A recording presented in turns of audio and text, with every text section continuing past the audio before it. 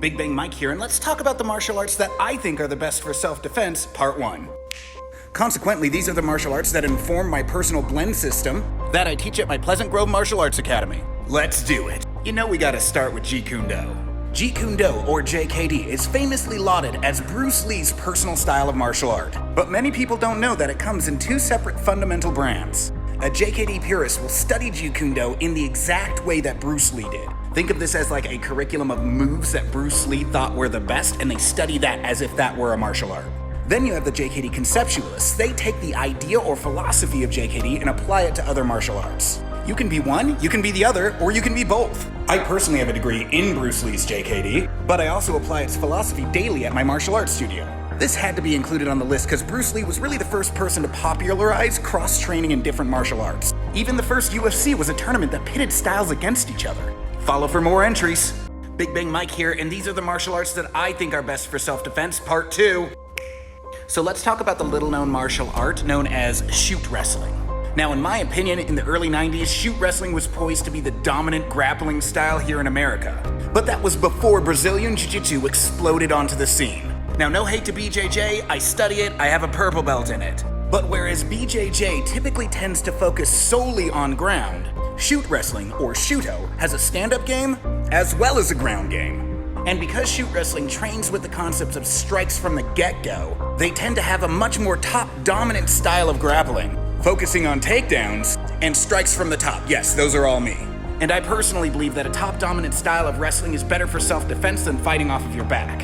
However, fighting from the top position isn't always an option, especially when you're fighting bigger opponents, which is why it's important to cross-train. See the last video on that concept. Check out this playlist on more on the history of Shuto. Big Bang Mike here once again, and these are the best martial arts that I think are the best for self-defense, part 3. Today, we're going to talk about Danzanryu Jiu-Jitsu. Danzanryu Jiu-Jitsu is mainly a West Coast style of Japanese Jiu-Jitsu, born of a Japanese Jiu-Jitsu practitioner living in Hawaii. It holds a special place in my heart because it's one of the first martial arts that I've studied. See that patch? That's old school.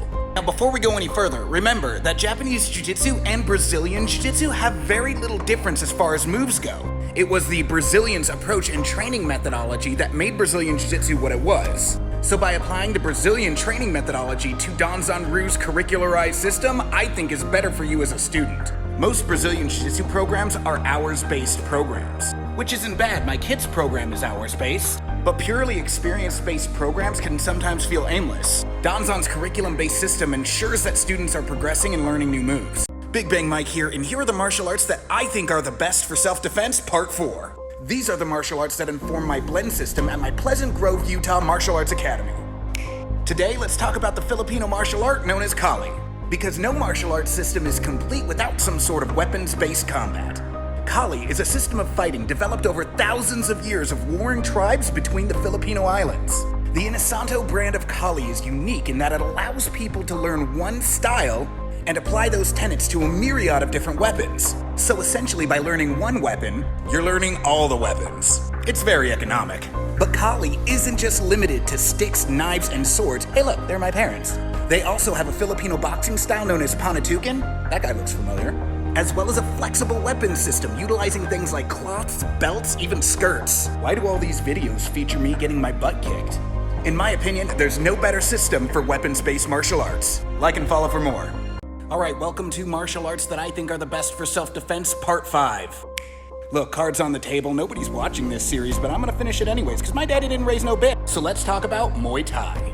Muay Thai is a 3,000-year-old martial art and the national sport of Thailand. It is known as the art of 8 limbs because it not only delves into kicking and punching, but elbows and knees as well. Now look, Muay Thai is a pretty standard inclusion on anybody's list of most effective martial arts, because it's one of the first examples of a martial art being tried true through athletic competition, which is sort of par for the course in today's age when it comes to martial arts efficacy. You see, Muay Thai will not only teach you the moves like other more traditional martial arts, but it will also teach you the mindset needed to accomplish those moves under pressure while someone else is trying to kick your face off. And while training for competition might be nerve-wracking and uncomfortable, you're gonna feel a similar way if you need to defend yourself. In that way, Muay Thai is a worthy inclusion, not just for its moves, but for its mentality.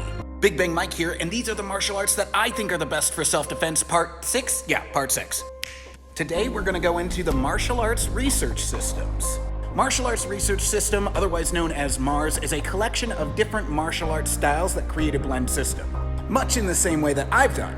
Which makes sense because it was created by Ron Balicki, a man who basically adopted me at about 12 years old. And he created his style in the same fashion as his long-term mentor and father-in-law, Dan Inosanto. So call it a family trait. Obviously though, different life experiences and different needs are going to lead to different personal styles. My style tends to be more pre-concerned with the combat sports aspect of martial arts for reasons you know, while Mars's style tends to be a bit more guttural and visceral, focusing on wartime martial arts. But Balicki is no stranger to the MMA scene. In Mars's style, you're going to find more hints of French savate and various Indonesian silat styles. Above everything else we've learned in this series because, well, he taught me. Give it a try. Big Bang Mike here, and these are the martial arts that I think are the best for self-defense, Part 7. This one may irk some of you, but we're talking about Taekwondo. What is that? The art known unanimously amongst martial arts enthusiasts as Take Your Dough? Well, yeah. The World Taekwondo Federation, or WTF, is among the first martial arts black belts I've ever received. And it's an official, very competitive Olympic sport. Now admittedly, Taekwondo does have some holes, but all martial arts do. That's the reason why we cross-train. For the average person getting started in martial arts, the most terrifying thing for them to do is to start sparring.